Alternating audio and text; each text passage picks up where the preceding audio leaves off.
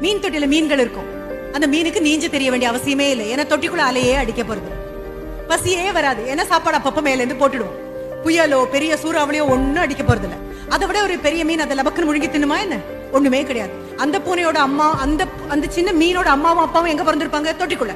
அதனுடைய அம்மா அப்பா எங்க பிறந்திருப்பாங்க? தொட்டிக்குள்ள. தொட்டிக்குள்ளேயே இருந்து beautiful colour fish in an aquarium.